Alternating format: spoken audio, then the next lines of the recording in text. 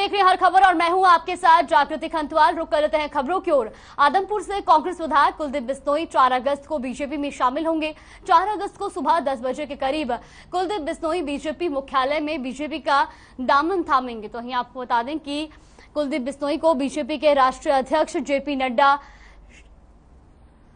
BJP में शामिल कराएंगे। तो वहीं इस दौरान हरियाणा के मुख्यमंत्री मनोहर लाल और बीजेपी के प्रदेशाध्यक्ष ओम प्रकाश धनखड़ भी मौजूद रह सकते हैं।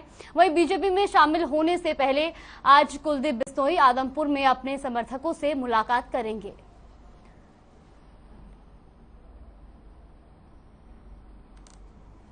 तो 4 अगस्त को बीजेपी का दामन थामेंगे कुलदीप बिश्नोई।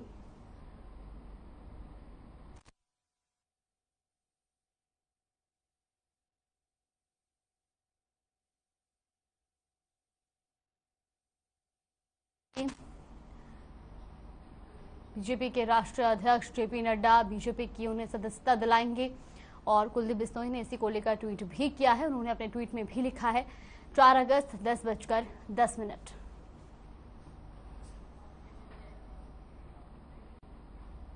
दिल्ली में सीएम मनोहर लाल की अध्यक्षता में नीति आयोग से जुड़े हरियाणा के अधिकारियों की बैठक हुई। बैठक के बाद सीएम ने बैठक की जानकारी को लेकर प्रेस कॉन्फ्रेंस की। तो ये आपको बता दें कि सीएम ने बताया कि कृषि और फसलों को लेकर चर्चा की गई, साथ ही शिक्षा के मुद्दे पर भी चर्चा की गई। तो वहीं आपको बता दें कि सीएम ने कहा कि नीति आयोग की बैठक में देश को आगे बढ़ाने की योजना बनाई जाती है।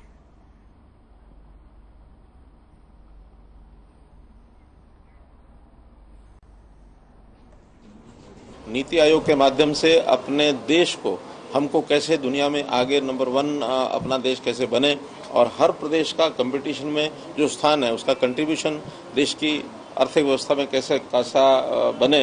तो इस नाते से हर प्रदेश अपना विचार करता है।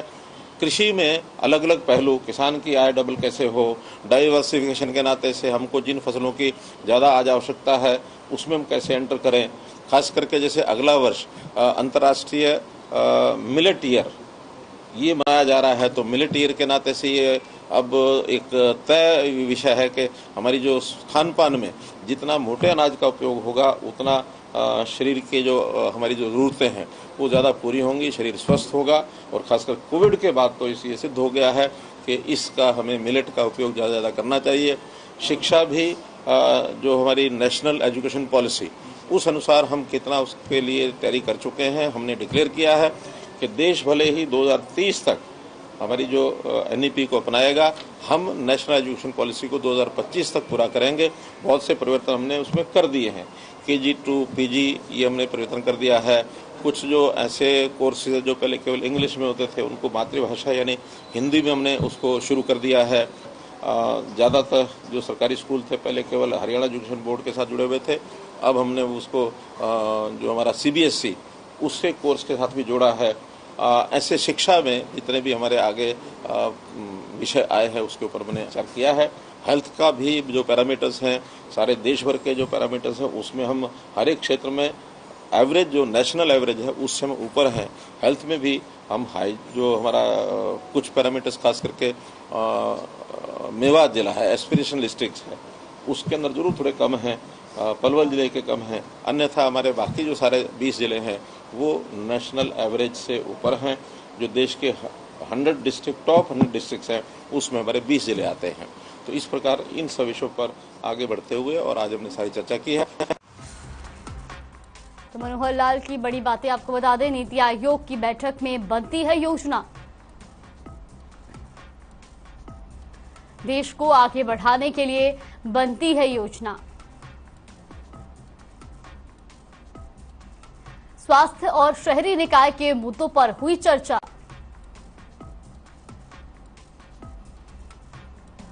कृषि और फसलों को लेकर की चर्चा।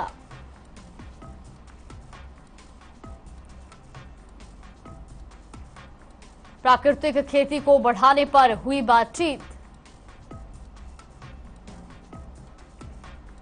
पशुपालन, मछली पालन, बागवानी के जरिए किसानों की आय बढ़ाने पर चर्चा। नई शिक्षा नीति पर भी हुई बातचीत।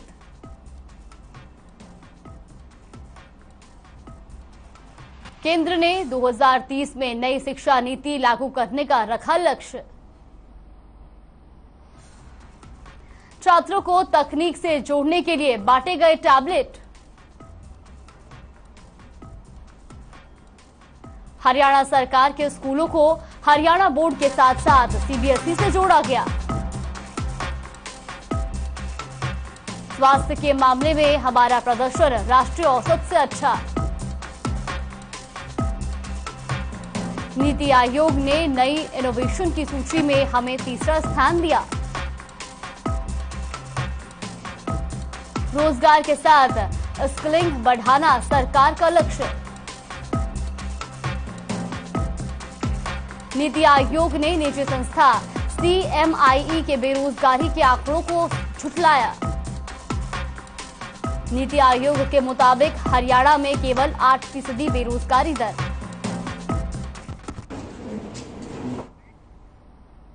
तो वहीं पंचकुला में एक दिवसीय कांग्रेस कमेटी का चिंतन शिविर लगाया गया, जिसमें कांग्रेस के कई दिग्गज नेताओं ने हिस्सा लिया और जिसके बाद कांग्रेस ने प्रेस कॉन्फ्रेंस की। तो वही नेता प्रतिपक्ष भूपेंद्र सिंह हुड्डा ने कहा कि कांग्रेस की सरकार बनते ही बुजुर्गों को 6,000 रुपए महीना पेंशन दी जाएगी। साथ ही गरीब परिवारों को 300 यूनिट मुफ्त बिजली और 100 गज के मुफ्त प्लॉट दिए जाएंगे।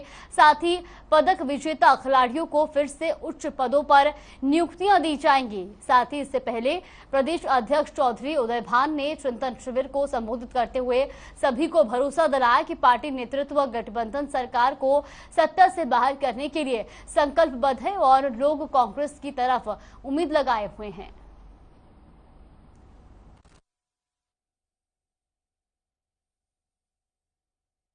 कांग्रेस की सरकार आएगी तो जो इन्हें 100 गज गरीब आदमी प्लॉट देने के बंद कर दिए थे, फिर से हम सबको देंगे 100 गज के प्लॉट। और ओल्ड एज पेंशन 6,000 रुपए से 6,000 रुपया देंगे हम महीने का। और 300 यूनिट गरीब आदमी के लिए बिजली फ्री देंगे। स्पोर्ट्स पॉलिसी बदलेंगे, जो इन्होंने उसको डिस्टॉर्ट किया है, जो उनका मनोबल गिरा हमारे खिलाड़ियों का, उसका हम बदलेंगे। ओबीसी में जो एक क्रीमी लेयर लेके आए हैं, उसमें हम तब्दील करेंगे, घटाने की वजह बढ़ाएंगे ताकि मिले। और जो सेंसस जो है, जनगणना, वो जातीय आधार पे हमारी मांग है, जातीय आधार पे हो। और SYL के मामला जो ठंडा कर रखा है, जो कि हमारा कोर्ट से फाइनल हो चुका है, सरकार की जिम्मेवारी उसको इम्प्लीमेंट कराएं। फाइनलिटी हो चुकी है, अब कोई इसमें एम्बिग्युइटी नहीं है सुप्रीम कोर्ट से, लेकिन इच्छा शक्ति नहीं है सरकार की जो उसको इम्प्लीमेंट कराएं। और जो दादूपुर नल भी जो इन्होंने बंद कर दी है, उसको हम फिर खोदेंगे, क्योंकि उस पर पैसा भी लगा हुआ था और वहाँ इलाके की जरूरत थी। और आसिफ बुटारा नहर का जो पंचर जो स्टे लिया हुआ है सुप्रीम कोर्ट से, उसके लिए पूरी लड़ाई लड़ेंगे। 8 साल हो गए, अब तक उसका स्टे नहीं खुलवा सके उसका।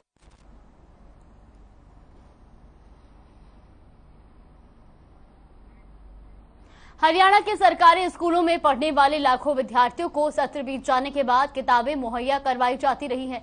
इसको गंभीरता से लेते हुए प्रदेश ने शिक्षा मंत्री कंवरपाल गुर्जर ने अधिकारियों के साथ बैठक की। उन्होंने किताबों में देरी के लिए जांच के आदेश दिए। शिक्षा मंत्री कंवरपाल गुर्जर ने कहा कि इस मामले की जांच करवाई जाएगी। जांच में जो भी लोग दोषी होंगे उनके खिलाफ कार्रवाई की जाएगी और भविष्य में ऐसी गलती ना हो, इसके प्रयास किए जाएंगे। और प्रदेश सरकार की कोशिश होगी कि आने वाले समय में एडमिशन के दिन ही बच्चों को किताबें मिले।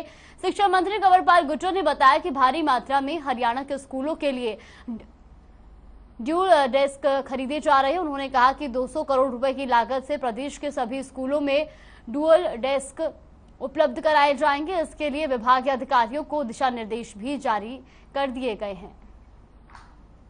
तो शिक्षा मंत्री ने अधिकारियों को निर्देश दिए हैं और शिक्षा मंत्री ने अधिकारियों को निर्देश दिए हैं कि जल्द से जल्द जिन बच्चों को किताबों का वितरण नहीं किया गया है, वो जल्द से जल्द वितरित किए जाएं और साथ ही साथ जिनकी लापरवाही से ऐसा हुआ है उन पर भी सख्त कार्रवाई की जाएगी। यमुनानगर से खबर आपको बता दें, जहां पर स्कूलों में जल्द किताबों का वितरण हो, ऐसे निर्देश भी शिक्षा मंत्री ने अधिकारियों को दिए हैं। और साथ ही साथ जिन लोगों की लापरवाही से किताब वितरित करने में देरी हुई है उन पर भी सख्त कार्रवाई करने के निर्देश दिए गए हैं।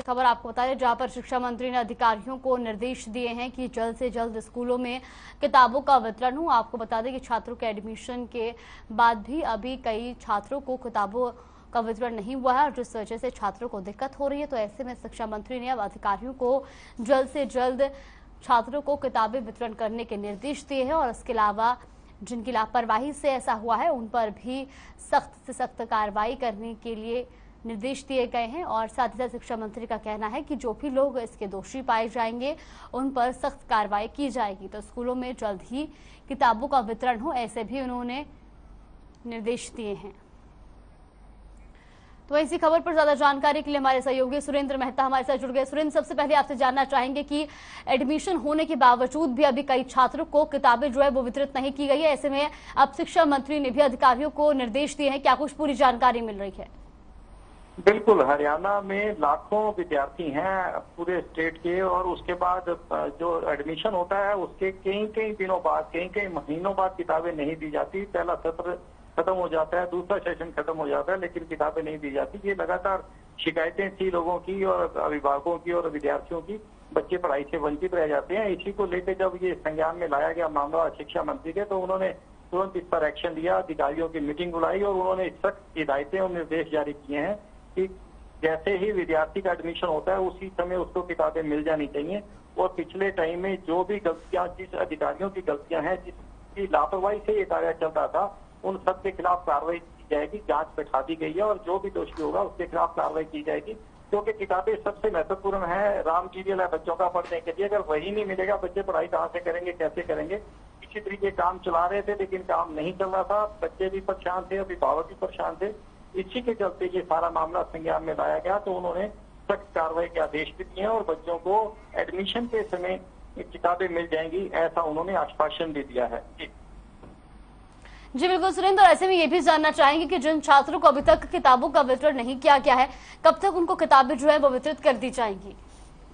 हाँ बिल्कुल, ये सबसे महत्वपूर्ण है कि किताबें छप चुकी हैं, किताबें कुछ स्कूलों में बंटनी शुरू हो गई हैं, लेकिन जैसे शिक्षा मंत्री के आदेश आए हैं उसके तुरंत बाद एक्शन हुआ है और किताबें जो है अलग अलग जिलों में भिजवा दी गई हैं। कुछ स्कूलों में बटी हैं और कुछ में बंटनी शुरू हो गई हैं। अगले एक हफ्ते में सभी स्कूलों में किताबें बंट जाएगी, लेकिन अभी भी समय काफी बीत चुका है। ये जो उन्होंने आश्वासन दिया है वो अगले सेशन से लागू होगा, ताकि जैसे ही बच्चे का एडमिशन हो उसके तुरंत बाद उन्हें किताबें मिल जाएं। जी बिल्कुल सुरेंद्र, आप बने रहिए हमारे साथ, आपके पास जुड़ते रहेंगे।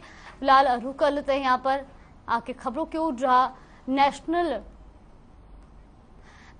ग्रीन ट्रिब्यूनल द्वारा गठित निगरानी समिति के अध्यक्ष जस्टिस प्रीतम पाल सिंह ने शहर का औचक निरीक्षण किया और कहा कि प्रदेश जहां सफाई के मामले में बेहतर कार्य कर रहा है, तो वहीं दूसरी तरफ सड़कों पर गंदगी दिखाई दे रही है। उन्होंने अधिकारियों को निर्देश दिए कि वो सुनिश्चित करें कि प्रदेश के सभी नेशनल हाईवे व राज्य हाईवे पर कहीं भी गंदगी नहीं दिखाई दे। जस्टिस प्रीतम पाल ने यमुनानगर जिला सचिवालय के सभागार में जिला निगरानी समिति की बैठक में सभी विभागों से एनजीटी के आदेशों पर किए जा रहे कामों की रिपोर्ट ली। इस मौके पर विशेषज्ञ डॉक्टर बाबूराम ने एजेंडे के अनुसार जानकारी ली और एनजीटी के सदस्य पूर्व मुख्य सचिव उर्वशी गुलाटी ने भी वीडियो कॉन्फ्रेंसिंग के माध्यम से जुड़कर जिले में पर्यावरण को लेकर किए जा रहे कार्यों की समीक्षा की। जस्टिस प्रीतम पाल सिंह ने निगरानी कमेटी की बैठक के बाद सामान्य अस्पताल यमुनानगर के ट्रॉमा सेंटर का दौरा किया और डॉक्टर व अन्य कर्मचारियों को बायोमेडिकल वेस्ट का ठीक प्रकार से निष्पादन करने का निर्देश दिया। सारी मैं पहले बात कर भी चुका हूं कि जितने भी एनजीटी के पॉइंट्स है, सॉलिड वेस्ट मैनेजमेंट के, लिक्विड वेस्ट के, प्लास्टिक वेस्ट के और म्यूनिसिपल वेस्ट के, इंडस्ट्रियल वेस्ट के, वो सारे पॉइंट डिस्कस हो चुके हैं। उसमें जो कमियाँ थी वो हमने इनको भी नोट किया, जो अच्छे काम है वो भी नोट किए हैं और मौके पे आके देख भी लिए हैं कि मीटिंग में क्या था और बाहर। यमुनानगर में अपराधों पर रोकथाम लगाने के लिए चलाए गए अभियान के तहत पुलिस ने एक ऐसे युवक को गिरफ्तार किया है जिससे नशे की लत ने अपराधी बना दिया। आपको बता दें कि यमुनानगर के पुलिस अधीक्षक मोहित हांडा ने बताया कि CAI2 की इंचार्ज राकेश कुमार ने खानपुरी के रहने वाले दिलबाग सिंह की हत्या के मामले में गांव नाहर ताहरपुर के रहने वाले आरोपी युद्धवीर सिंह उर्फ युद्धू को गिरफ्तार किया है। कोर्ट में पेश कर पुलिस ने आरोपी को 3 दिन के रिमांड पर लिया था। आरोपी पर पूर्व में एक चोरी, एक आबकारी सहित कुल 3 मुकदमे दर्ज है। आरोपी युद्धवीर सिंह से पूछताछ में 4 मामलों का खुलासा किया, जिसमें 3 हत्या के और 1 हत्या के प्रयास का मामला है। आरोपी युद्धवीर सिंह की निशानदेही पर रवि उर्फ बंटी को भी गिरफ्तार किया गया है। आरोपी नशे के आदी हैं और इसलिए हत्याएं करते हैं। तो यमुनानगर से खबर आपको बता रहे, जहां पर नशे की लत ने युवक को अपराधी बनाया है, तो वहीं युवक ने पहले भी ऐसी वारदातों को अंजाम दिया है, जहां पर 3 हत्या की और 1 हत्या की कोशिश का मामला युवक पर दर्ज है। तो ये व्यक्ति जो है, मैं फिर से बता दूं, इसका नाम युद्धवीर सिंह उर्फ युद्धू है, पुत्र रणबीर सिंह, वासी गांव नाहर ताहरपुर।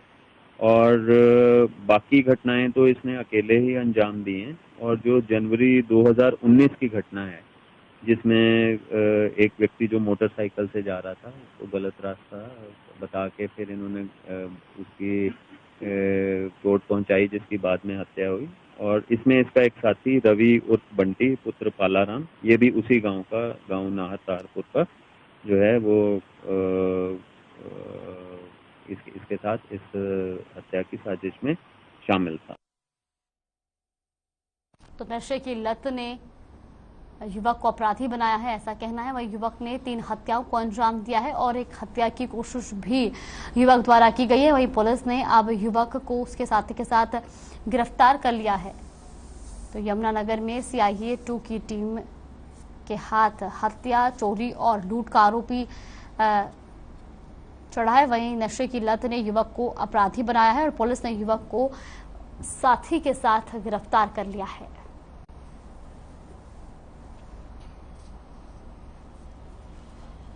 यमुनानगर में CIA2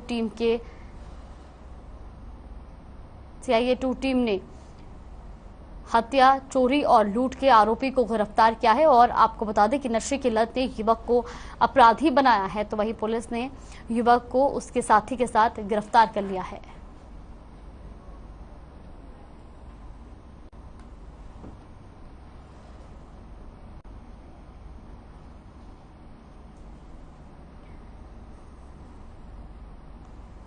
तो यमुनानगर से खबर आपको बता रहे, जहां पर CIA2 की टीम ने आरोपी को गिरफ्तार किया है।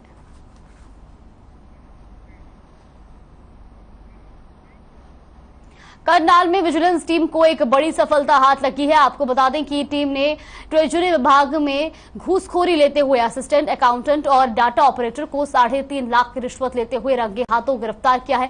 दोनों कर्मचारी पेंशन और ग्रेजुएटी जारी करने के नाम पर 4 लाख रुपए की मांग कर रहे थे। तो करनाल से खबर आपको बता रहे, जहां पर विजिलेंस की टीम को बड़ी कामयाबी मिली है। विजिलेंस की टीम ने रिश्वत लेते हुए 2 अधिकारियों को रंगे हाथों पकड़ा है।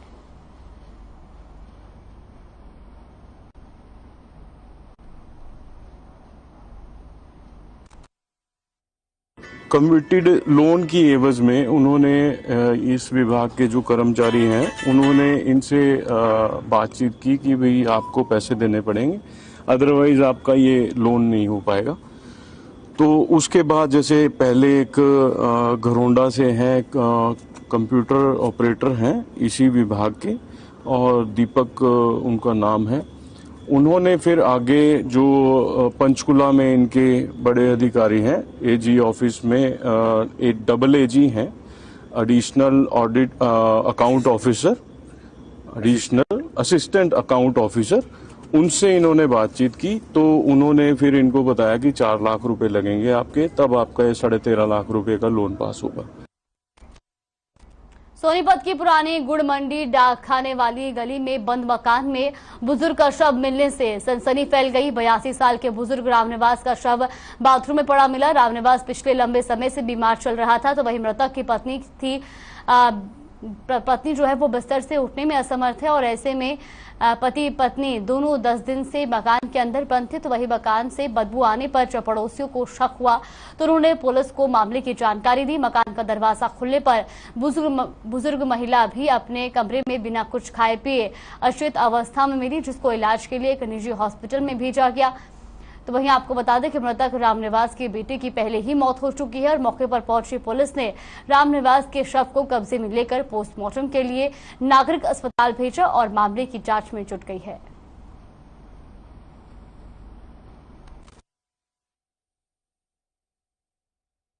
भैया 15-20 दिन तक बीमार थे, भीतर से मियाँ बीबी अकेले रहा करते, बीमार थे। बस आज ही पता चला तो तभी हमने प्रशासन को बुला के ताला तूला तुलवा लिया, उनके आगे खुलवाया। नहीं प्रशासन के आगे उन्हें तुलवाया है।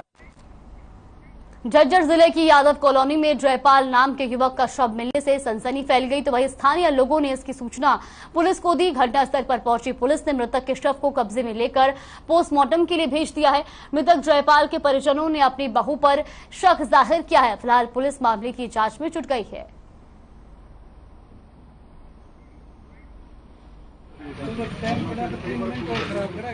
मदाना खुर्द की डेड बॉडी रखी हुई थी। जब इसकी घरवाली से हमने पता किया भाई कैसे इसके मौत हुई, उसने बदला भी रात को शराबी गया था और रात को आके सो गया। सुबह हमने देखा था वो